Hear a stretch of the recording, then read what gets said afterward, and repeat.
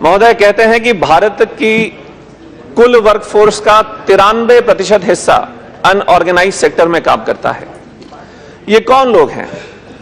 ये वो लोग हैं जिन्हें शायद परिवार की आर्थिक परिस्थितियों के चलते अपनी पढ़ाई बीच में छोड़कर अनऑर्गेनाइज सेक्टर में अपने परिवार की जिम्मेदारियों को संभालने के लिए, काम करने के लिए जाना पड़ा है। ऐसा ही एक उदाहरण मैं आपके सामने रखना चाहता हूं। कक्षा 10वीं तक की पढ़ाई के बाद जब एक गरीब परिवार में पिता की मृत्यु हो जाती है तो उस बच्चे को मैकेनिक की एक छोटी मोटी नौकरी असिस्टेंट के रूप में करनी पड़ती है। लेकिन लगातार पिछले 10 साल से अपनी लगन और मेहनत के बल पर काम करते करते आज अनऑर्गेनाइज सेक्टर में वो काम करने वाला व्यक्ति इस स्तर पर पहुंच गया है कि उसकी स्किल ना सिर्फ एक मैकेनिक की है बल्कि मैकेनिक के ट्रेनर की है। मैं बधाई देना चाहता हूं और धन्यवाद देना चाहता हूं भारत के प्रधानमंत्री आदरणीय श्री नरेंद्र मोदी जी का और आदरणीय मंत्री श्री राजीव प्रताप रूडी जी का, जिन्होंने प्रधानमंत्री कौशल विकास योजना के माध्यम से अनऑर्गेनाइज सेक्टर के काम करने वाले उन लोगों की स्किल को रिकॉग्नाइज करने का प्रयास किया है जो शायद परंपरागत तरीके से या अपने अनुभव के आधार पर अपने परिवार की परिस्थितियों को सपोर्ट कर रहे हैं। और आज आने वाले समय में वो लड़का मुद्रा लोन के माध्यम से आगे बढ़कर एक मास्टर ट्रेनर के नाम पर अपने आप को स्थापित करना चाहता है और आने वाले समय में सैकड़ों ऐसे मैकेनिक को ट्रेनिंग देने की क्षमता रखता है। मैं बधाई देना चाहता हूं सरकार को, बधाई देना चाहता हूं मंत्री जी को और बधाई देना चाहता हूं ऐसी सोच में हमारे प्रधानमंत्री जी को। महोदय, एक दूसरी कहानी जो ग्रामीण परिस्थिति से आती है। ग्रामीण परिस्थिति में रहने वाला किसान का बेटा जो किसी कारणवश नौकरी की तलाश में शहर नहीं जा सकता, उसके माता पिता की स्वास्थ्य ऐसा नहीं है जो उसको अनुमति दे कि वो शहर में जाकर नौकरी कर सके।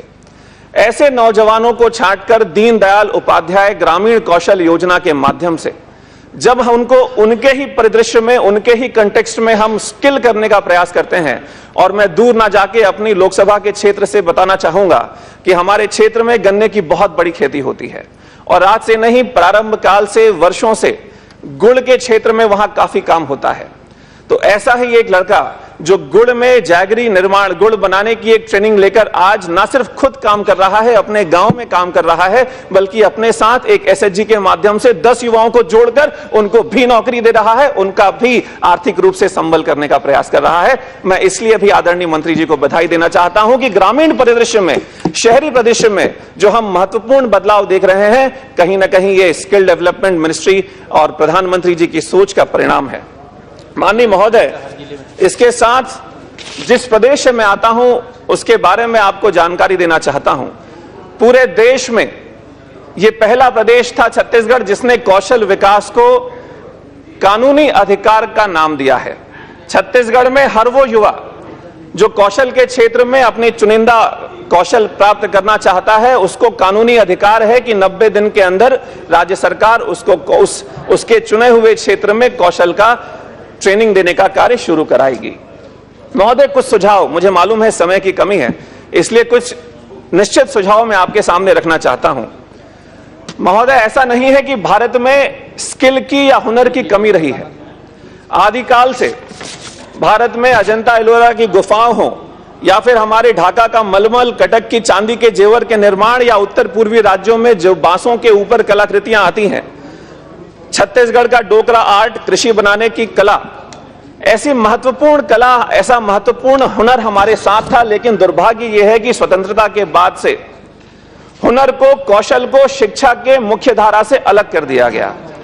कौशल या हुनर एक ऐसी शिक्षा बन गई जो 2ym दर्जे की शिक्षा के अंतर आने लगी।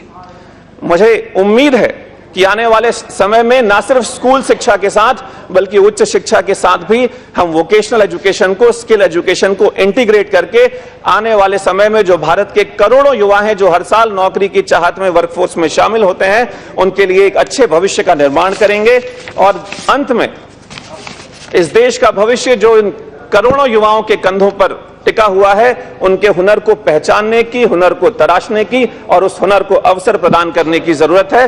अंत में 2 पंक्तियों के माध्यम से मैं अपनी बात खत्म करना चाहता हूं। अंधेरा घना था, जरूर छटेगा, एक दिया जरा जलाकर तो देखो। बढ़ रहा है भारत जरूर बढ़ेगा। हाथों का हुनर आजमा कर तो देखो। धन्यवाद।